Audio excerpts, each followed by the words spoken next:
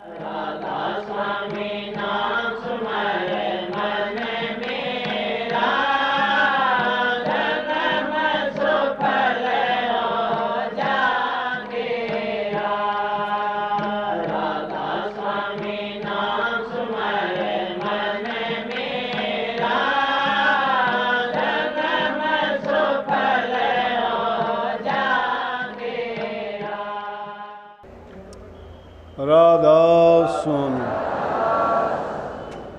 राधा स्वामी दयाल की दया, राधा स्वामी सहाय, राधा स्वामी। प्यारी साध संगत जियों, बुजुर्गों, माताओं, बहनों, भाइयों, जितने भी आप सत्संग लाभ के लिए उपस्थित हुए हो, शांति से बैठ के सत्संग लाभ उठाएं। काफ़ी सालों से रक्षाबंधन के पर्व पर सत्संग यहाँ दादरी में होता आया है। पहले छोटा आश्रम था, अंदर था, ज़रूरत पड़ी तो बड़ा बना, लेकिन अब हालात देखते हैं तो और भी इससे ज़्यादा बड़े की आवश्यकता महसूस होती है। संगत दिनों दिन बढ़ती जाएगी, ज़रूरत उतनी ही ज़्यादा होगी। खुशी की बात है, अच्छा काम में जितनी वृद्धि हो उतना ही अच्छा है।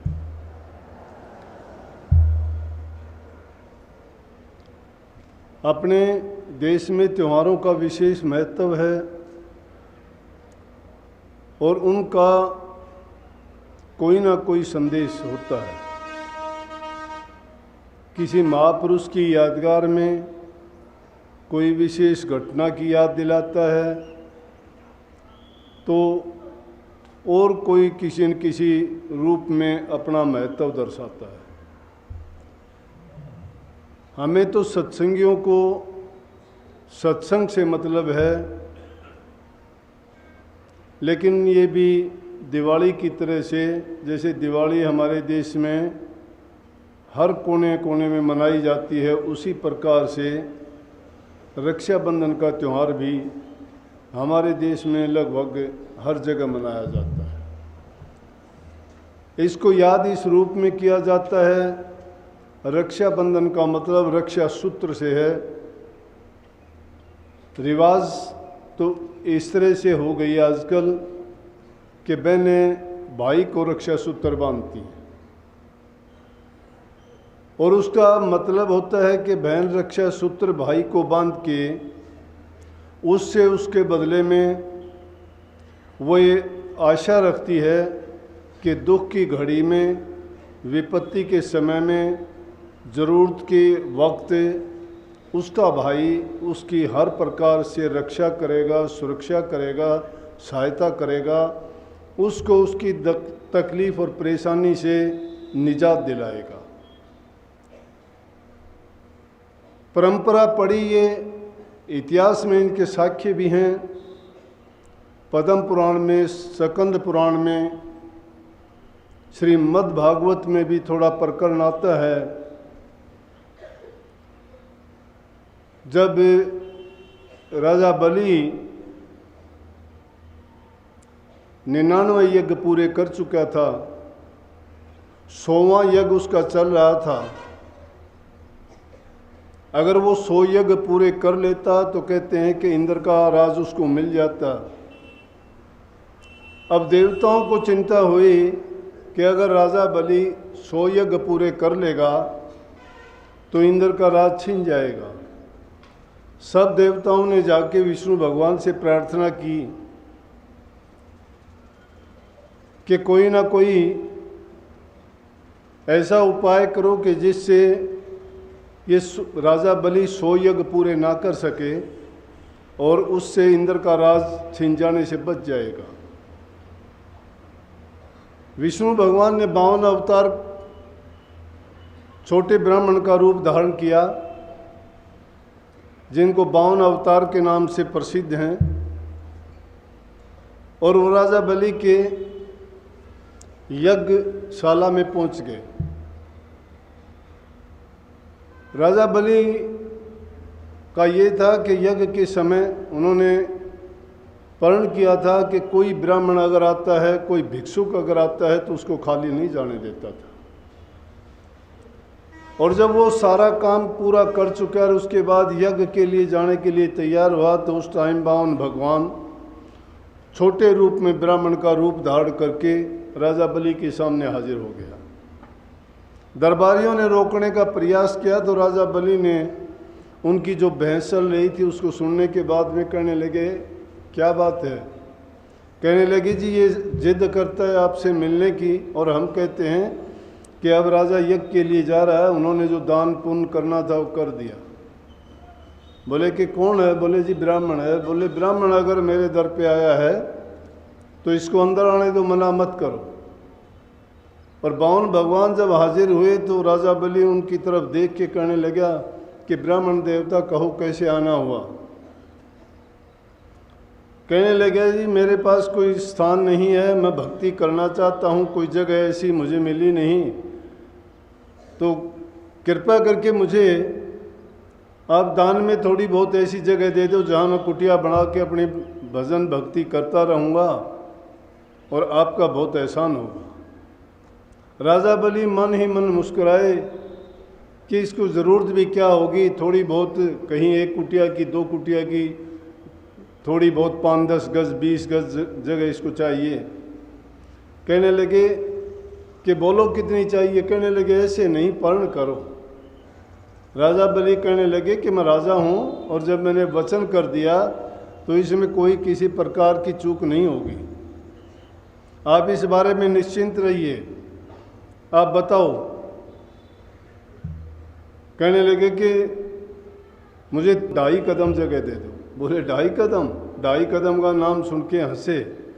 कहने लगे अच्छा करो, 2.5 कदम ले लो। तो उन्होंने अपना विराट रूप बनाया और विराट रूप बना के 1 कदम में सारी पृथ्वी को, दूसरे में आकाश को माप लिया और 2.5 जो आधा कदम बचा बोले कि ये कहाँ पूरा होगा।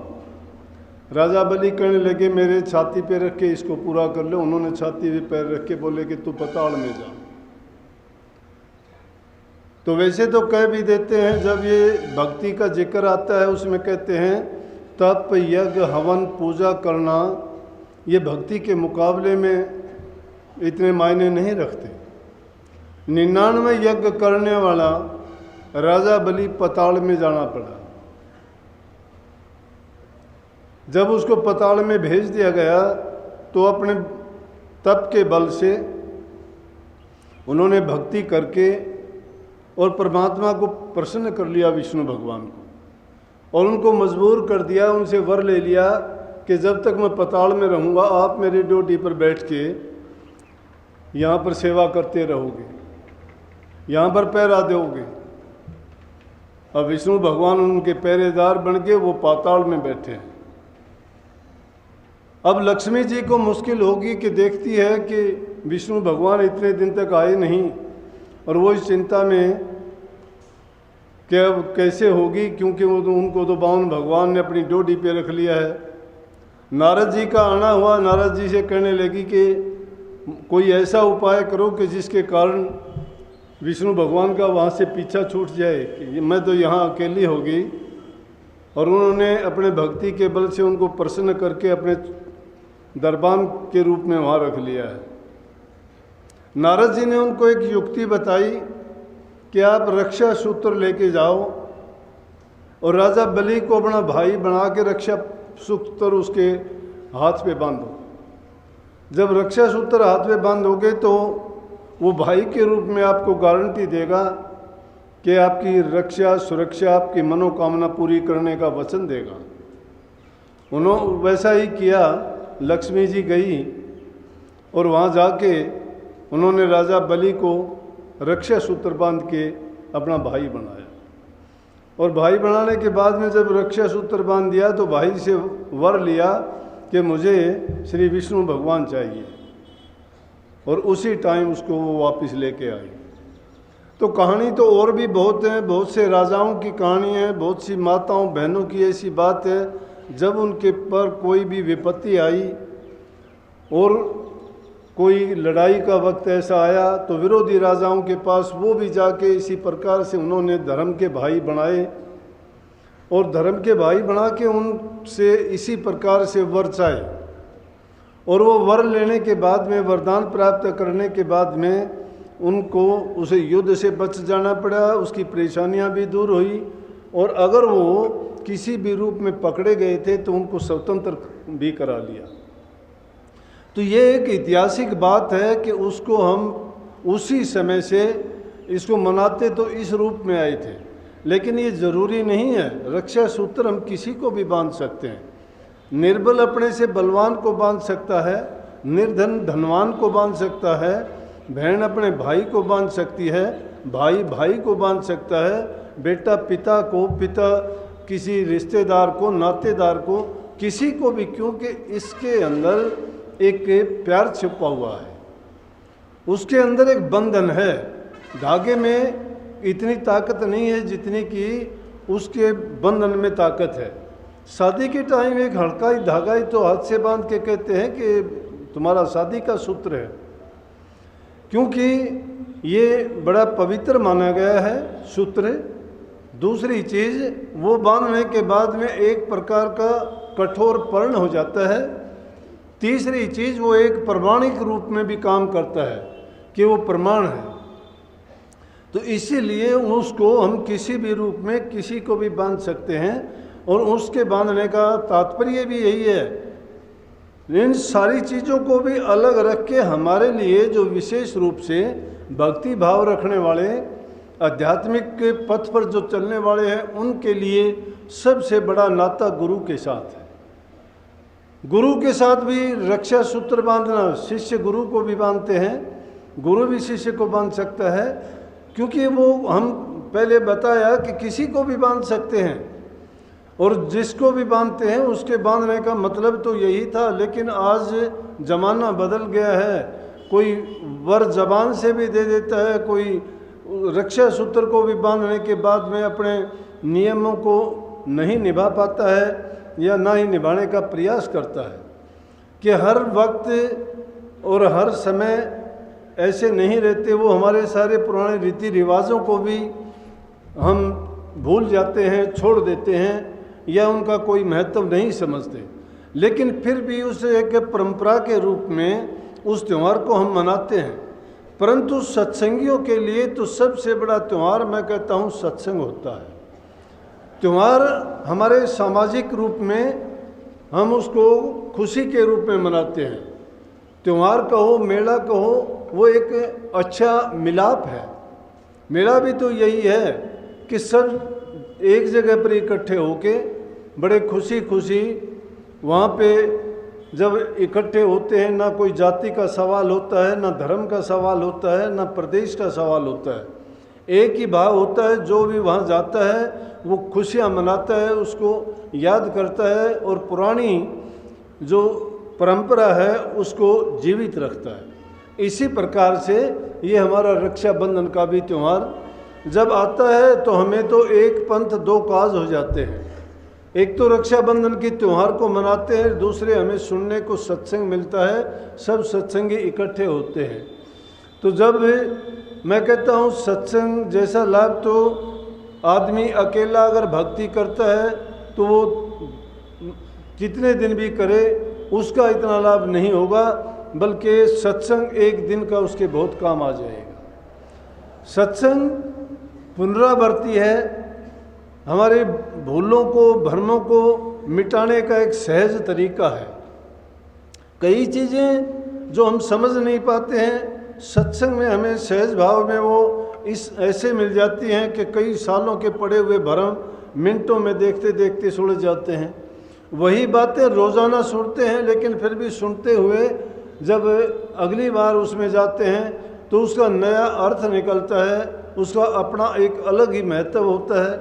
बल्कि कई बार तो ये लगता है कि ये बात हमने कितनी बार सुनी है, लेकिन जब सुनते हैं उस वक्त में उनमें इतना आनंद नहीं आता। और जिस घड़ी उसका अर्थ मतलब उसका महत्व समझ में आ जाता है तो हम सोचते हैं कि कितनी बेजोड़ चीज़ थी, लेकिन आज से पहले इसको हम नहीं समझ पाए। सत्संगियों के लिए तो अच्छी बात है कि पहले मैं कहता हूँ कि आदमी अपनी बुरी आदतों को निकाल दे। बुरी आदतें जब निकलेंगी तो आदमी का चरित्र बनता है। जिस इंसान का चरित्र नहीं है वो किसी भी क्षेत्र में जाओ कहीं भी उसको सफलता और कामयाबी नहीं मिलेगी। जिस इंसान चरित्र में एक चीज़ शामिल नहीं है, चरित्र में कभी सोचते हो कि हम किसी एक चीज़ का संयम कर लें उससे चरित्र में सभी चीज़ें आ जाती हैं। सभी चीज़ों का मतलब, और वो आदमी को कौन बनाता है? घर से बनता है। जिसके माँ बाप से अच्छे संस्कार जिसको मिले होते हैं, अच्छी शिक्षा मिली होती है, उनको फिर गुरु भी अच्छा मिल जाता है, फिर वो ज़रूरत भी महसूस करता है। जिसको अच्छे संस्कार मिलते हैं वो बुरी संगति में अपने आप को नहीं मिला सकता, उनके अंदर वो नहीं रह सकता। क्यों नहीं रह सकता? कि उसके विचार उनके साथ मेल नहीं खाते हैं। अगर घर में ही बच्चे को अच्छी शिक्षा और अच्छे संस्कार मिल जाते हैं तो उसको एक अच्छी तड़फ भी लगती है कि मुझे तो मेरे मेल की चीज़ मिलनी चाहिए। और जिसके घर में सत्संग, नाम की चर्चा, गुरुओं की महिमा, भगवान भक्ति का जहाँ जिक्र होता है, उन बच्चों के अंदर वैसे ही विचार भरे जाते हैं। और जब वो युवा अवस्था में चले जाते हैं तो उनको ये ज़रूरत महसूस होती है कि जो चीज़ मुझे बचपन में मिली थी, माँ बाप से मिली थी, उनकी संगति से मुझे संस्कार मिले थे, मुझे उनकी खोज के लिए किसी गुरु के पास जाना चाहिए, किसी सत्संग में जाना चाहिए। जहाँ कहीं भी उसको ऐसी चीज़ दिखाई देती है वो जाके अपनी पिपांसा को, अपनी भूख को, अपनी तड़फ को पूरी कर सकता है। और जब उसकी वो तड़फ पूरी होती है वही चीज़ विकसित होकर उसको एक अच्छा इंसान बनाती है। और अच्छा इंसान जब बन जाता है तभी वो भक्ति के रास्ते में मार्ग पे चल सकता है। जब अच्छा चरित्रवान बनेगा वो आदमी सबका सहायक भी होगा, उसके दिल में दया भी होगी, उसके दिल में प्रेम भी होगा, उसके दिल में श्रद्धा भी होगी, उसके दिल में अटूट विश्वास भी, स्थिरता होगी, धैर्य होगा, सहनशीलता होगी। और ये वो अच्छे गुण हैं जो इंसान को एक अच्छा चरित्रवान बनाते हैं। कभी ये नहीं सोचना घर गृहस्थी के सभी कामों को निभाते हुए हर गृहस्थी इंसान में अगर ये गुण आ जाते हैं तो सोने पे सुहागा है और घर बैठे बना वो फकीर बन जाता है। उसको कहीं बाहर खोजने की ज़रूरत नहीं, बाहर कहीं भटकने की आवश्यकता नहीं। अब कई बार क्या होता है, कल ही जैसे एक पढ़ा लिखा इंसान था, रिटायर्ड था, आके मेरे से कहने लगा, जी मैं तो पहली बार आया हूँ। मैंने कहा बहुत अच्छी बात है, आप आए हो, बोलो। कहने लगे मैंने पुस्तकें बहुत पढ़ी हैं और उन पुस्तकों को पढ़ के किसी में कुछ है, किसी में कुछ है। बोला कि तृप्ति नहीं हुई मेरी उनसे। मैं उनसे कहने लगा कि पुस्तकों के पढ़ने में आपकी तृप्ति हो भी नहीं सकती। क्यों नहीं हो सकती वो भी मेरे से सुन लो। क्योंकि पुस्तकों में जो बात लिखी गई है उसमें जहाँ कहीं भी क्यों का प्रश्न आपके दिमाग में उठेगा, या जो भी कोई चीज़ आपकी समझ में नहीं आएगी, या जिस चीज़ को आप जानते ही नहीं हो, कभी उसके बारे में सुना ही नहीं है कि ये चीज़ है क्या, वो चीज़ आप किससे पूछोगे। और फिर दूसरी चीज़, पुस्तकें जिस हालात में और जिस ख्यालात में लिखी गई थी वो हालात और ख्यालात अब मौजूद नहीं है। वो चीज़ें उस हालात के मुताबिक देख के लिखी गई थी।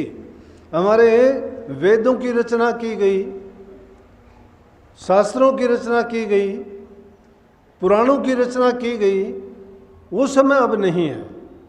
उस समय में जो मंत्र उनमें लिखे गए, जो उपाय और तरीके भक्ति के जो नुक्ते बताए गए, आज वो सार्थक नहीं हो सकते।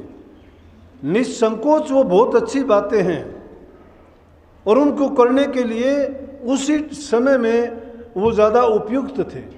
क्यों थे? कि इंसान की उस समय उम्र ज़्यादा थी, इंसान के अंदर शक्ति बल था उस टाइम में, हालात और वक्त ऐसा था कि जब इंसान एक दूसरे के भाव को समझता था, आपस में प्यार प्रेम ज़्यादा था।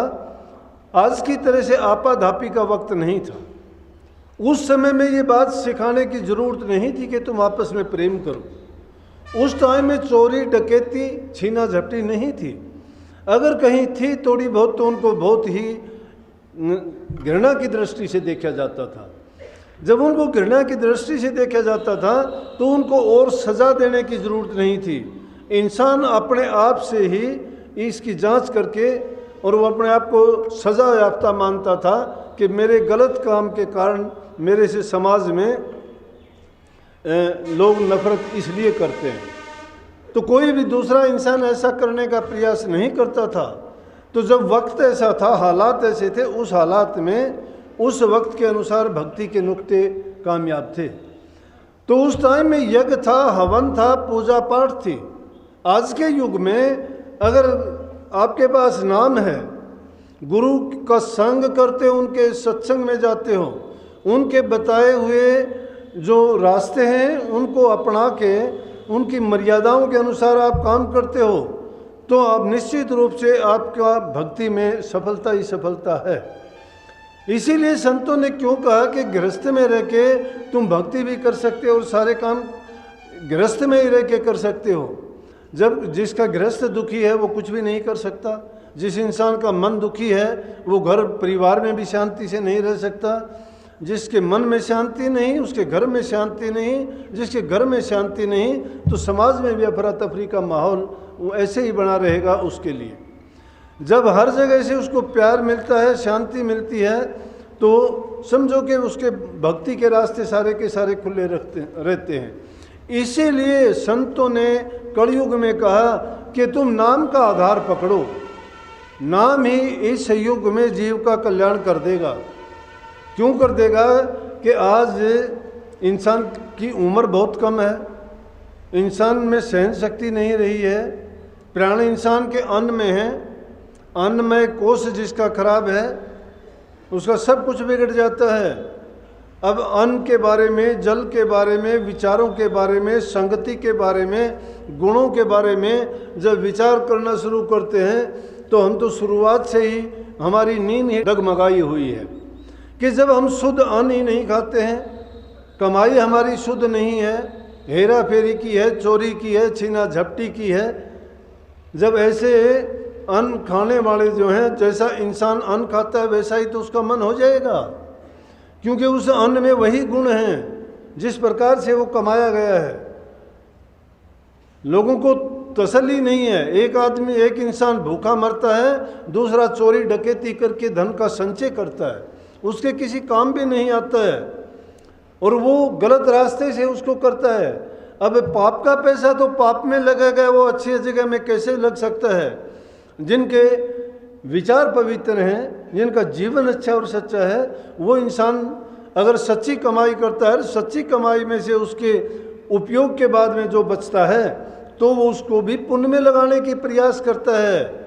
वही आदमी एक चरित्रवान कहे जा सकते हैं, वही अपने सच्चे गृहस्थ में यूँ समझो कि घर रहते हुए भक्ति के मार्ग में सफल हो सकते हैं। अब इस चीज़ की ज़रूरत है। हम तो डींग मारते हैं, बड़ी बड़ी पिछलियों की टेक बांध लेते हैं, जिनके बारे में कभी सुन लिया लेकिन पता कुछ भी नहीं है।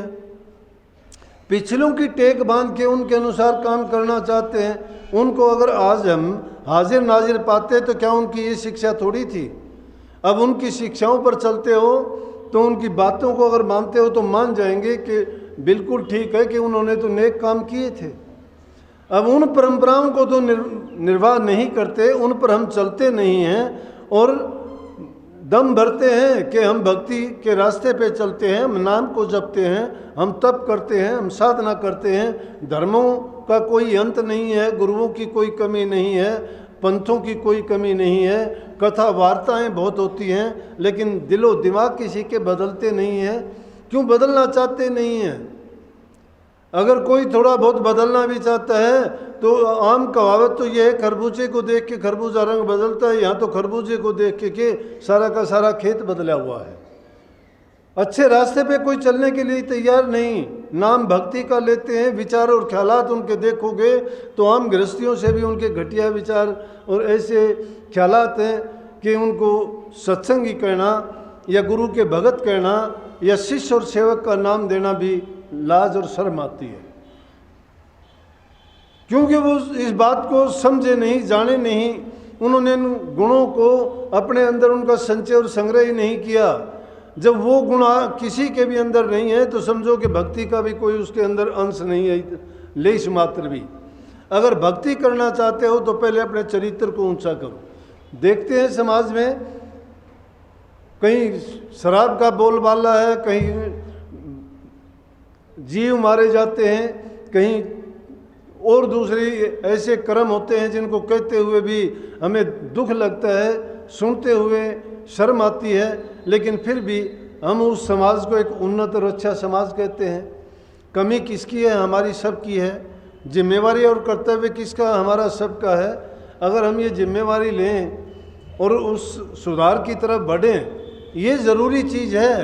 भक्ति का तो इसके बाद में नंबर आता है। भक्ति करना इतना कठिन नहीं है, भक्ति करना बहुत सहल है। कबीर साहब कहते हैं कि वो भक्ति तो इतनी सहल है कि जब हम नाचना खुद नहीं जानते, आंगन टेढ़ा दोष देते हैं। लेकिन कठिन इसलिए है कि उन नियमों को मानना और उन पर चलना बड़ा मुश्किल है। क्यों मुश्किल है? कि दुनियादारी के लोग ही नहीं करने देंगे।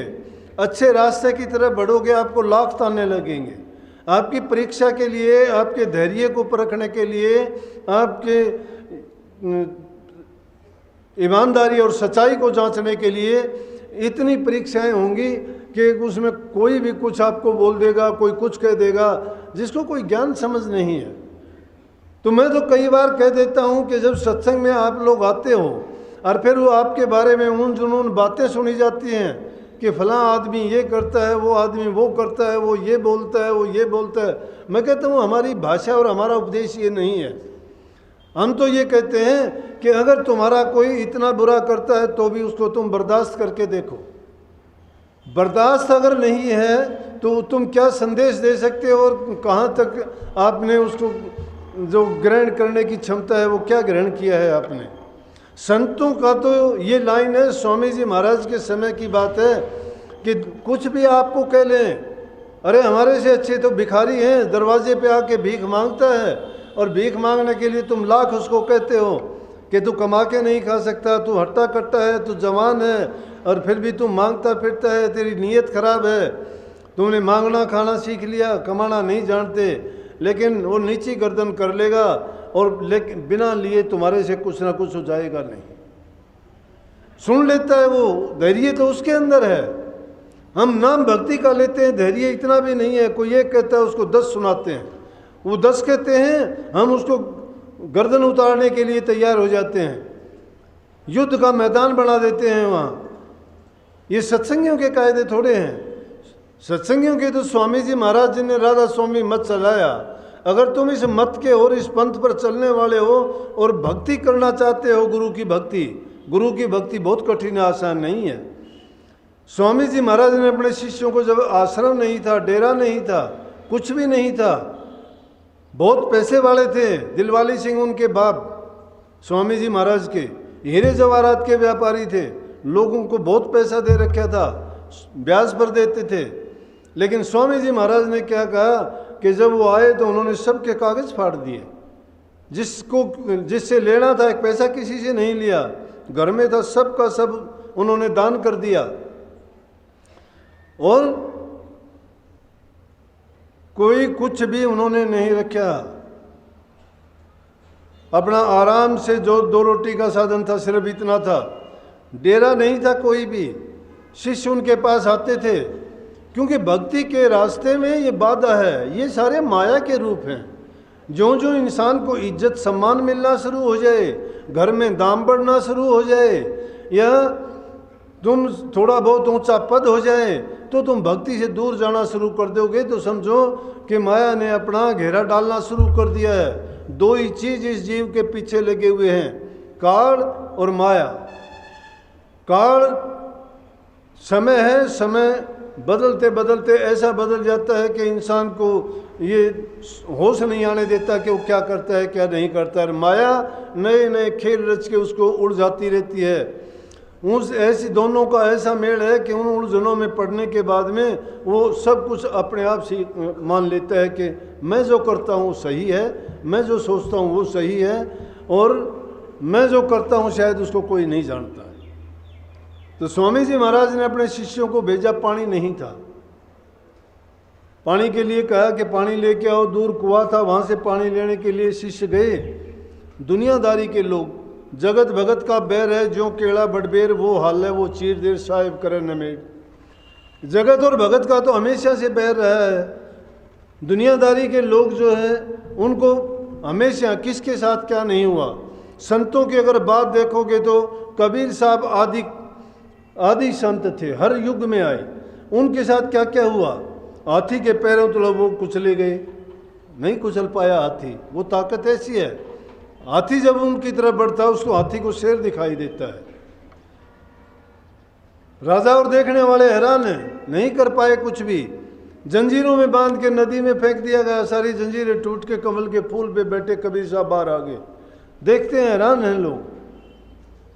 भक्ति तो ऐसी चीज है, आदमी को जलती हुई आंच में से निकाल देगी। पहला हाथ भगत को नहीं निकाल के ले आया क्या? पहाड़ पर से गिराने वाले को भी उसको फूल की तरह से उठा के बचा लेगी।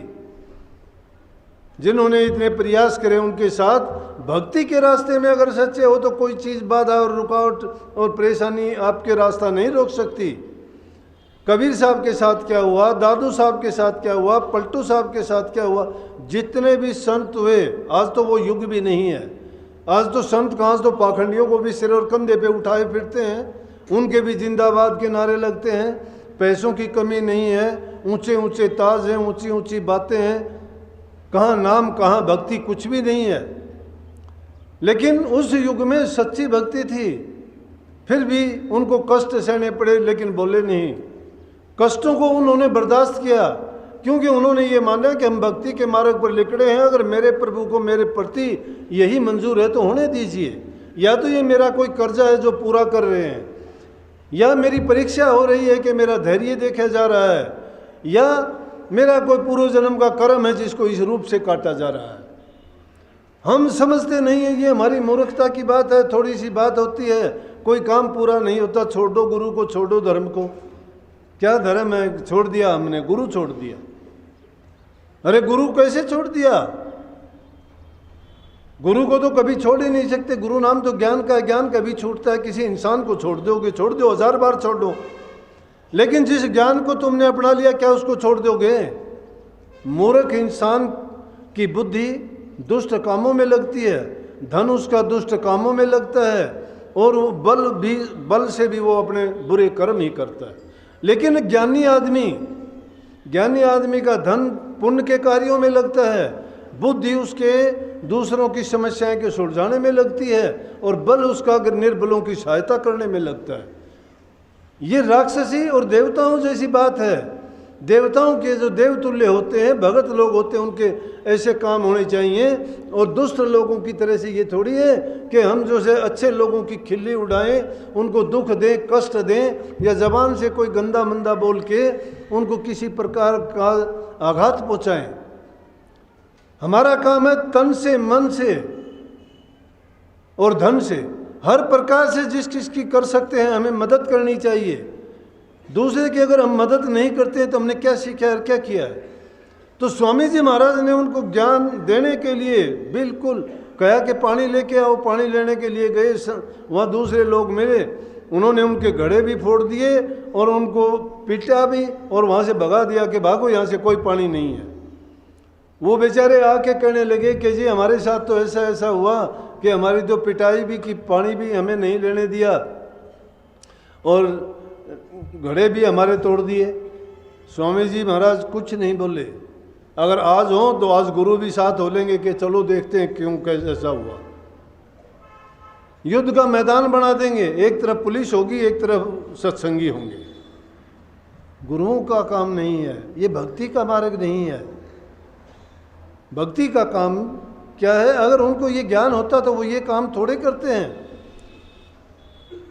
झूठ के साथ सच्चाई की लड़ाई होती रहेगी, पाप के साथ पुण्य की लड़ाई होती रहेगी, लेकिन जीत और नतीजा क्यों नहीं देखते? महाभारत का इतना बड़ा युद्ध हुआ था, जीत किसकी हुई थी? कष्ट देने वाला रावण बहुत था, माता सीता को बहुत कष्ट दिया, लेकिन अंत उसका क्या हुआ? तो मैं उसको भी कहने लगा कि ये किताबों का ज्ञान क्या काम आया? रावण को हर प्रकार का ज्ञान था, सब ज्ञान होते हुए भी रावण की क्या हालत हुई, दुर्गति हुई, क्योंकि उसके विचार अच्छे नहीं थे। तप उसने बहुत किया, भक्ति उसने बहुत की, धन उसके पास बहुत था, देवताओं को भी काबू कर लिया। उसके कहने से पवन देवता बुहारी लगाता था, हवा चलती थी। इंद्र देवता उसके कहने से बरसात करता था। विश्वकर्मा उसके कहने से मकान बना देते थे मिनटों में। उधर से तो हनुमान जी ने लंका को आग लगाई है और रावण ने पूरी रात में विश्वकर्मा को हुक्म दे कि सुबह तक को लंका को फिर तैयार करवा दिया। जिसके पास इतनी शक्तियां थी, सब देवताओं को जिसने जेल में डाल रखे है, इतना तप किया, चारों वेदों का ज्ञाता नहीं, टीकाकार और प्रकांड पंडित था, लेकिन उसके कर्म अच्छे नहीं थे। बुरे कर्मों के कारण आज भी उस रावण की क्या दुर्गति होती है। रावण नहीं है, लेकिन उसके पुतले को बना के आज भी कितना बेइज्जत किया जाता है। इंसान का कर्म बिगाड़ता है, कर्म संवारता है। सत्संग इंसान के कर्म संवारने के लिए कहता है कि अपना कर्म बनाओ। कर्म कैसे बनेगा? कर्म जब बनेगा कि जब अच्छे रास्ते पे चलोगे, किसी पाखंड के करने से नहीं, कोई भेक के धारने से नहीं, कोई दाढ़ी मूछ और साफे बांधने से नहीं, कोई लाल काले पीले कपड़े रंगने से नहीं। मन को रंगो। जब तक मन तुम्हारा नहीं रंगा जाता है, वो भी गुरु के रंग में, और गुरु का रंग कौन सा? अरंग रंग है, वो रंग नहीं है कोई भी। उस रंग में जब रंग जाता है, वो उसी ज्ञान में जब बह जाता है, तो उसको फिर दुनिया के भय और भव सब दूर हो जाते हैं। और गुरुओं का ज्ञान ये है कि स्वामी जी महाराज ने उनको मिठाई दी, मिठाई दे के कहने लगे मिठाई लेके जाओ, उनसे माफ़ी मांगोगे? बोले हम पिटाई हमारी हुई, माफ़ी हम मांगेंगे। कहने लगे हाँ, माफ़ी भी तुम मांगोगे, उनको मिठाई भी तुम दोगे। उनको मिठाई दे के आए, माफ़ी मांग के आए। आज का युग अगर होता, ये तो 200 साल पुरानी बात है, आज का युग होता तो गुरु को छोड़ के चले जाते, कह देते कि हमें ऐसी गुरु उसकी ज़रूरत नहीं है भक्ति की। इंसान का अहम खत्म होना चाहिए। जब तक मैं पड़ा है, अहंकार है इंसान के अंदर, तब तक भक्ति के लायक नहीं है। यहाँ तो वो आदमी सफलता प्राप्त करता है भक्ति में कि अपने आप को मिट्टी में मिला देता है। कही गई है कि मिटा दे अपनी हस्ती को, अगर कुछ मर्तबा चाहे कि दाना खाक में मिलकर गुले गुलजार होता है। दाना अगर खाक में नहीं मिलता, मिट्टी में नहीं मिलता, तो वो कितने दाने पैदा नहीं कर सकता। लेकिन जो अपने आप को उस मिट्टी में मिला के अपने आप को ख़त्म करता है, तो अपनी जगह उसी प्रकार के कितने दाने पैदा कर देता है। अपनी हस्ती को जो मिटा देता है, वही सब कुछ पाता है। हस्ती जो रखता है, जब तक अपने बल पर तुम्हें भरोसा है, जब तक अपने धन पर तुम गुमान अभिमान करते हो, जब तक अपनी जाति का अभिमान है, धर्म का अभिमान है, पद का अभिमान है, ये चीज़ें इंसान को भक्ति के रास्ते में आगे नहीं बढ़ने देती। नम्रता, दीनता, अधीनता, और उसके बाद प्रेम, श्रद्धा और विश्वास, ये चीज़ें जब तुम्हारे दिल में घर कर जाएंगी, तो समझो कि भक्ति के रास्ते में हमें किसी प्रकार की बाधा नहीं आएगी। ये चीज़ हमारी सहायक बन के खड़ी हो जाएंगी। जहाँ कहीं भी होंगी, पक्षपात के सींग अड़ते हैं इंसान के, पक्षपात के सींग हर जगह है। हमारी नाक इतनी लंबी हो जाती है कि जहाँ कहीं जाते हैं यही रुकावट बन जाती है। जिसकी नाक लंबी का मतलब होता है हम अपने मान सम्मान और इज्जत और अहम में होते हैं। जब इंसान अपना अहम त्याग देता है तो सब कुछ उसके पास है। वशिष्ठ जी और विश्वामित्र की यही बात थी। वशिष्ठ जी विश्वामित्र को हमेशा राज ऋषि कहते थे, और उनको जिद थी कि वशिष्ठ जी से मैं ये कहलवाऊंगा कि मैं ब्रह्म ऋषि हूँ, राज ऋषि नहीं। लेकिन उन्होंने अपनी ज़िंदगी में उसको कभी नहीं कहा कि तुम ब्रह्म ऋषि है, कहने लगे राज ऋषि है। बोला कि तू राज को छोड़ के ऋषि बना, इसलिए तेरे अंदर अभी अहम है। लेकिन एक वक्त आया, और उस वक्त जब आया, मैंने प्रमाणिक बात तो नहीं लेकिन सुनी हुई बात है सत्संगों में महापुरुषों से, तो क्या हुआ कि एक बार कहते हैं कि वशिष्ठ जी के आश्रम में नमक की कमी होगी या नमक नहीं था, तो उनके घर से थी, वो कहने लगे कि नमक नहीं है। कहने लगे विश्वामित्र के आश्रम से जाके नमक ले आओ। कहने लगे उन्होंने हमें इतना कष्ट दिया है, इतने हमारे पुत्रों को उसने मार दिया है, और फिर आप कहते हो वो हमारे से इतनी दुश्मनी रखता है, और आप कहते हो उसके आश्रम से मैं नमक ले आऊं। उनकी पत्नी कहती है, कहने लगे अरे पगली, वो छुपा हुआ था विश्वामित्र। उस दिन उसने सोचा कि वशिष्ठ जी मुझे राज ऋषि कहते हैं, ब्रह्म ऋषि नहीं कहते, आज मैं उनको ख़त्म कर दूंगा और दुनिया में फिर कोई नहीं रहेगा मुझे ये कहने वाला कि राज ऋषि या ब्रह्म ऋषि नहीं है। तो जब वो वहाँ छिप के बैठा हुआ था, जब उसने उनकी दोनों की ये वार्तालाप सुनी, तो लेटे लेटे वो कहते हैं, कहने लगा अरे पगली, तू तो ईर्ष्या करती है उसके साथ। विश्वामित्र से ईर्ष्या के बस होके ये कह रही है कि उसने हमारा अनिष्ट किया है, बुरा किया है, हमारे पुत्र मारे हैं। वशिष्ठ जी उनको कहते हैं कि अगर तू ईर्ष्या को दूर करके देखेगी न विश्वामित्र की तरफ, तो विश्वामित्र तो ऋषियों में ऐसा चमकता है जिस प्रकार से आकाश में सितारों में चंद्रमा। विश्वामित्र ने सोचा अरे दुष्ट, तू तो इसके साथ शत्रुता करता है, इसके बारे में बुरे ख्यालात रखता है, ये तुझे सिर्फ राज ऋषि कहता है, उसके कारण तू इतनी इससे दुश्मनी करता है, और ये तेरे बारे में क्या ख्याल करता है कि कहता है कि विश्वामित्र तो ऐसा है जैसे सितारों में चंद्रमा। उसी टाइम वो छिपे हुई जगह से निकल के और जाके उनके पैर पकड़ लिए ऋषि जी के। वशिष्ठ जी के जब पैर पकड़े तो कहने लगे आइए ब्रह्म ऋषि, कहने लगे यो शब्द सुनने के लिए मैंने इतने जुल्म किए आपके साथ, ये लफ्ज़ आपने पहले क्यों नहीं कहा।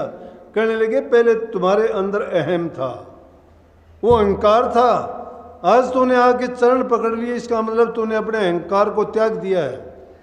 आज से पहले भी ये अहंकार अगर तू त्याग देता तो मैं तुझे पहले भी कह देता, आज से तू राज ऋषि नहीं ब्रह्म ऋषि हो गया है। कहने का मतलब हमारे ये अहंकार एक ऐसी चीज़ है जो हमारे हर चीज़ में बाधा बन जाती है। जहाँ अहंकार को त्याग के जाओगे हर जगह से तुम मान सम्मान पा के आओगे, इंसान का कुछ घटता नहीं है। इसलिए मन वचन और कर्म को पवित्र बनाओ, सबसे पहली चीज़ है। मन में मलिन वासनाएं ना रखो, वचन से किसी को बुरा भला मत कहो, बुरे शब्द बोल के खुद भी दुखी होगे, दूसरों को भी आप कष्ट पहुंचाओगे। अगर मीठा बोलते हो उतना ही शक्ति, उतना ही समय और उतना ही जिह्वा का काम वो शब्द बोलने में भी होगा। तो क्यों नहीं आप अच्छे शब्द बोलते, अच्छे वचन बोलोगे। अच्छा वचन तो ऐसा है कि तुम्हें भी शांति देगा और सुनने वाले के भी दिल को शांति देगा, और उसके मन से निकली हुई अच्छी दुआ वो आपको मालो माल कर देगी, धन्य कर देगी। क्योंकि इंसान की दिल से निकली हुई जो ऐसी भावना है वो इंसान को दुख और दर्द और अच्छा करती है, अनिष्ट भी वही करती है। अगर किसी के बारे में बुरा ख्याल और विचार करते हो तो उसको अनिष्ट करती है। और जो भक्ति करने वाले साधक लोग हैं उनके लिए तो मैं ये कहता हूँ कि भक्ति भी 3 प्रकार की है। मैं ये नहीं कहता आप नहीं करते, करते हो। अब ये भी नहीं कहता कि आप नहीं करते। मैंने ये बातें इसलिए बताई कि अगर वो ख्यालात रख के आप अभ्यास करते हो, नाम का सुमरण करते हो, तो वो ताकत आपके बुरे ख्यालात को मिलेगी। जिसके बुरे ख्यालात जैसे ख्यालात होंगे, कामी आदमी ज़्यादा कामी होगा, क्रोधी आदमी ज़्यादा क्रोधी होगा, लालची आदमी और ज़्यादा लालची हो जाएगा, अहंकारी आदमी और ज़्यादा अहंकारी हो जाएगा। इसलिए पहले उन बुराइयों को दूर करो आप, और फिर आप अभ्यास करके देखो कि आपको क्या आनंद मिलेगा। जब तक ये, क्योंकि भक्ति भी 3 प्रकार की है, त्रिगुणात्मक संसार है, हमारे अंदर भी तीनों गुण विद्यमान हैं। भक्ति भी 3 ही प्रकार की हम करते हैं, तीनों गुणों को आगे रख के करते हैं। जिसके अंदर जिस गुण की प्रधानता होती है, अगर वो भक्ति करता है तो उसी को दोष पहले जाता है, उसी को सारी ताकत उसकी भक्ति की, उसकी चिंतन का, उसके सुमरण का, उसका ध्यान का, सारे की सारी ताकत उसके ख्यालात को मिलेगी। जो भी उसके मन के अंदर उठने वाले उसके जितने भी विचार हैं वो शक्ति पालेंगे। अगर किसी के बुरे ख्यालात हैं, अभ्यास करता है, उसके और ज़्यादा बुरे ख्यालात हो जाएंगे। इसलिए जब भी कहता हूँ कि ध्यान और समाधि में जाते हो, अपने आप को खाली करके बैठ जाओ, एकदम अपने आप को मुर्दा समझो। सबसे आसान तरीका बताता हूँ कि जब भी नाम का चिंतन और सुमन करने के लिए एकांत में जाते हो, हाथ कानों में, आंखों में लगाने की जरूरत नहीं पड़ेगी। ऐसे हो जाओ कि जिस प्रकार से आप मुर्दा हो चुके हो, कोई ख्यालात मन में नहीं रहना चाहिए, कोई विचार नहीं रहना चाहिए। एकदम अपने आप को जब खाली करके उस हालात में पहुंचोगे, आपको थोड़े से समय में भी की हुई ध्यान की अवस्था इतनी शांति दे देगी, इतनी शक्ति देगी कि आप उस ऊर्जा से मालो माल हो जाओगे। आपके अंतर आत्मा को शुद्ध और पवित्र होते देर नहीं लगेगी। लेकिन किसी भी ख्यालात को लेके अगर बैठोगे, उससे अच्छा है कि अगर बुरे ख्यालात आपके मन में हैं, कोई दुख और कष्ट की हालात जब आपके सामने हैं, उस हालात में मत बैठो। हाँ, जब भी कोई ज़रूरत है, इसलिए एक होता है कि हम जब भी अपने किसी काम के लिए अपने उस ख्यालात को लेकर ध्यान में बैठते हैं, निश्चित रूप से वो काम पूरा हो जाएगा। अगर हम किसी के दूसरे आदमी के बुरे ख्यालात लेके बैठते हैं, जिसके साथ हमारा मेल नहीं है, उसके साथ हमारे विचार मेल नहीं खाते हैं, तो उसका अनिष्ट हो जाएगा। लेकिन अगर ना किसी का बुरा है ना किसी का भला है, और सिर्फ हम नाम के सुमरण के लिए बैठते हैं, तो उसमें इतना ज़्यादा आनंद नहीं आएगा, लेकिन फिर भी वो ठीक रहेगा। तो क्या है, एक रजोगुणी भक्ति है, एक तमोगुणी है और एक सतोगुणी है। सतोगुणी भक्ति वो है कि जो किसी के लिए भी नहीं, बल्कि सिर्फ भक्ति के लिए ही भक्ति है, सिर्फ हमारे कल्याण के लिए है, इस संसार के मोह बंधन से छूट जाने के लिए है। लेकिन वो मोह के बंधन पहले हमारे विचारों और ख्यालात से हमें निकालने पड़ेंगे। जब ख्यालात तो उस धार के अंदर हम बहे जा रहे हैं, रोकने का प्रयास करते हैं दरिया की लहर को, नहीं हो सकता। वो लहर जब उसमें जाके समा जाएगी, उसको भी मिला लेगी अपने अंदर, तो वो उन्हीं विचारों को ही शक्ति देगी। इसलिए पहले बुरे विचार और ख्यालात से निजात पाइए। जब भी ध्यान की अवस्था में जाते हो, जब भी चिंतन करते हो, तो हमेशा ये सोचो कि उन चीज़ों से मुझे कोई लेना देना नहीं। अब कुछ समय जो मिला है, उस समय के लिए सिर्फ मैं जो काम करना चाहता हूँ अपने कल्याण के लिए, अपने ख्यालात को सुधारने के लिए, अपने जीवन को बनाने के लिए और प्रभु की यादगार में वो समय बिताने के लिए बैठा हूँ। चाहे कितना भी दुख हो, कितना भी कष्ट हो, कितने भी हालात आपके कुछ भी हों, लेकिन उस वक्त में बैठने से पहले 2-4 सेकंड इस बात के लिए मन पे जब लगाओगे, तो मन को थोड़ी शांति मिलेगी, कुछ टिकाव देगा आपको। लेकिन मन की लगाम अगर ढीली छोड़ दी और इनको इसके अपने ख्यालात और विचारों में रहने दिया, और फिर उसके बाद अगर ध्यान की अवस्था में जाते हो, सुमन करते हो, चिंतन करते हो, अभ्यास करते हो, तो आपका कोई ख्याल नहीं। जैसे आप सत्संग में बैठे हो अभी, और यहाँ बैठे बैठे भी आपका अगर ख्याल कहीं और है, तो यहाँ बैठने का मतलब नहीं रहा। आपको इस बातों का पता ही नहीं लगेगा कि क्या बात कही थी और उनका हमें क्या फ़ायदा होगा। इसलिए भक्ति जो करते हो, तो सिर्फ ये बात सोच के किया करो कि ये मेरे काम की चीज़ है। जो दुनियादारी के काम किए जाते हैं, वो सारे के सारे काम तो परिवार के लिए हैं, संसार के लिए हैं और अपने तन के लिए हैं। पहले हमारे तन के लिए हैं काम, हमारा कर्तव्य करने चाहिए।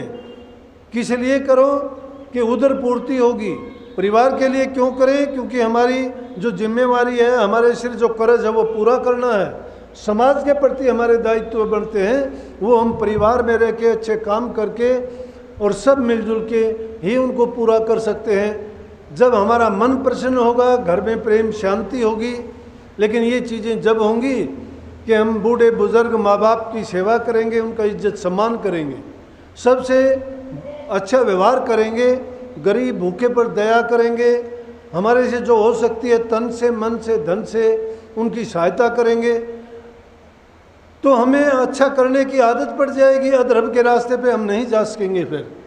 और जब भी कोई हमें ऐसा काम मिलेगा, नेक काम करके जो हमें शांति मिलेगी, चाहे वो अगर आदमी भक्ति नहीं भी करता है इस युग में, मैं कहता हूँ जिन्हें नाम ले रखा है, गुरु जिसने धारण कर रखा है बुराइयां करता नहीं है और नेक नीयत से जो काम करता है उस जीव का फिर भी कल्याण होगा।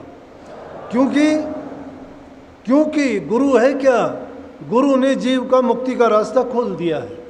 जितने भी संसार की ओर जाने वाले बुराइयों के रास्ते थे वो सारे के सारे बंद कर दिए। दुनियादारी में रह के चाहे तुम्हारे लिए कोई कितने भी नेक काम करे, जो गुरु आपके लिए काम करता है कोई नहीं कर सकता। अगर किसी को नरक में डाल दिया जाए, नरक में जाके कोई सेठ साहूकार जाए और वो उनके लिए अच्छे अच्छे भोजन की व्यवस्था कर दे, बहुत अच्छी बात है, उसका थोड़ा बहुत आनंद ले लेंगे, लेकिन उनको क्या है कि हैं कैद के अंदर, उनको वो आनंद नहीं मिलेगा उस अच्छे भोजन से। कोई जाके उनको बहुत अच्छे अच्छे बढ़िया से बढ़िया वस्त्र दे दे, वस्त्रों में कोई कमी नहीं है, लेकिन वो पहन के भी उनको वो आनंद नहीं मिलता जो बाहर उससे भी कम मूल्य के और जो इतने अच्छे नहीं थे उनको पाके भी वो सुखी रहते। चाहे उनको और कितने भी सुख सुविधा, कितने भी उनके अच्छे काम करो, और लेकिन हैं वो नरक में या जेल में, तो उनको उतना ही दुख ज़्यादा है। लेकिन एक आता है जेल का दरवाज़ा खोल देता है, उनको कोई चीज़ नहीं देता, ना अच्छा भोजन देता है, ना वस्त्र देता है, ना और सुख सुविधा के साधन जुटाता है, सिर्फ उसका जेल का रास्ता खोल देता है। गुरु शिष्य के लिए, संसारी जीवों के लिए इस तरह से रास्ता खोल देता है। काल महाराज की दुनिया में ये बड़ी बड़ी चीज़ें सबको मिलती हैं। किसी के पास धन बहुत है, किसी के पास और साधन बहुत हैं, किसी के ऊंचे पद हैं। राजे महाराजे भी राजकाज को ठोकर मार के चल दिए थे, जिनको सच्चाई का ज्ञान हुआ था, पता लगा था कि भक्ति के रास्ते में क्या मिलता है। लेकिन जब उनको समझ आई, जब उन्होंने वो छोड़ के चले थे। इसलिए सत्संग में हमें ये समझ मिलती है कि जीव किस तरह से छटपटाता हुआ, 84 में चक्कर काटता हुआ, गंदी मंदी योनियों को भोगता हुआ, मुश्किल से इसको इंसान का चोला मिला, और इस चोले को पाके भी अगर इसने वो उस रास्ते से भटक गया, भक्ति के रास्ते पे नहीं चला, प्रभु को याद नहीं किया और इसने अपने जीवन को कामयाब नहीं किया, तो इसका मनुष्य चोला मिलना व्यर्थ चला जाएगा। इसलिए गुरु की भक्ति ये है। गुरु जो हमें ज्ञान देता है, समझ देता है, वो याद दिलाता है, ये वो भूली वस्तु है। इसलिए सतगुरु के दरबार में बार बार जाना चाहिए। जितना सत्संग अधिक मिले उतने ज़्यादा ज़्यादा संग करना चाहिए। संग इंसान को उतार देता है और कुसंग इंसान को डबो देता है। संतों का संग करो, उनके ख्यालात और विचार में अपने विचारों को जोड़ दो, चाहे वो बात आपने 1000 बार क्यों ना सुनी हो। जब तक उस बात को अपने जीवन में उतारते नहीं हो, अपनाते नहीं हो, उस पर चलते नहीं हो, तो उस बात का सुनने का आपको कोई फायदा नहीं होता। उसको मैं कहता हूँ सत्संग करना। सत्संग में आए हो तो उस बात को सुन के उस पर अमल करो। ये बातें आप सब लोग भी जानते हो, इन बातों को आप समझते भी सारे सब लोग हो कि अच्छा करना चाहिए, ये अच्छी बात है, ये बुरी बात है, लेकिन उन पर चलना आपके लिए बहुत कठिन है। जब चलना सीख जाओगे तो मैं समझूंगा कि आपने इन बातों को समझ लिया है। अगर उन पर नहीं चलते हो तो मैं नहीं मानता कि आपने ये बात सुनी है या आप इन बातों को समझते हो या इन बातों को जानते हो। तब तक आप जानते ही नहीं हो। पढ़ना गुणना ये अलग चीज़ है, पढ़ना गुणना अलग चीज़ है, रहनी रहना बहुत कठिन चीज़ है। रहनी रहना क्या है? उन बातों को सुन के अपने अंदर में उतार लेना और उन पर अमल करना और चलना है। इसलिए मैं कहता हूँ कि सत्संग करो रे बनाई। इसलिए मैं कहता हूँ कि तुम सत्संग करने के लिए आओ, सुनने के लिए ना आओ, देखने के लिए ना आओ, सत्संग करने के लिए आओ। सत्संग करना मैं नहीं करता, सत्संग आप लोग सत्संग कराते हो, मैं नहीं कराता, आप कराते हो। आप नहीं, हम सब करते हैं। मैं आपसे सीखता हूँ, आप मेरे से सुनते हो, हम दूसरों सब से सुनते हैं। सब मिलके जब इन बातों को हम जानते हैं, समझते हैं एक दूसरे की कि किसने क्या पाया है। अगर सत्संग में आए हैं, समय मिलता है, फिर भी घर गृहस्थी की बात, फिर वही व्यवसाय धंधे की बात, फिर वही दुनियादारी के झमेले, किसको क्या हो गया, किसका क्या लुट गया, किस कौन काट दिया, कौन मार दिया। अरे ये तो अखबार टेलीविज़न में रोज़ाना ही चलते रहते हैं। कभी आप ये जिक्र भी किया करो कि प्रभु की भक्ति क्या काम आती है, कितना अभ्यास करते हो, कितना सुमन करते हो, कैसा चल रहा है आपका, ये तो कभी बात होती ही नहीं है। अरे कभी गुरु ज्ञान का सुना हुआ बखान भी कर लिया करो, कभी अच्छी बातों का चिंतन भी कर लिया करो, कभी प्रभु का गुणगान किया करो कि उसने हमारे लिए क्या क्या तोहफे दिए हैं, किस प्रकार का सुंदर शरीर हमें दिया है, कितना अच्छा अवसर हमें दिया भक्ति करने का, कितने हमारे शुभ कर्मों के प्रभाव से हमें सत्संग मिला, गुरु मिला, नाम मिला। ये तो बहुत भागी इंसान को मिलते हैं, हमसे बढ़ के भागी कौन हो सकता है। फिर भी हम उस बात को मानते ही नहीं हैं कि हमें कौन सी विशेष चीज़ प्राप्त हुई है। हमसे ज़्यादा भागी कोई नहीं है, भाग वाला। इसलिए अपने भाग को सराहना चाहिए, हमेशा अपने विचारों को ऊंचा रखना चाहिए और अच्छे कर्म कमा के भक्ति के मार्ग पर हमें सफलता हासिल करने का हमेशा प्रयासरत रहना चाहिए। सतगुरु से विनती कि आप सबको सद्बुद्धि दे, भक्ति में आपके मन को लगाए, बुराइयों को चुन चुन के आपके दिल से निकाले और आपको इस सही रास्ते पे चलने के लिए शक्ति दे और आप अपने मिशन में कामयाब हो। सबको आशीर्वाद। राधा।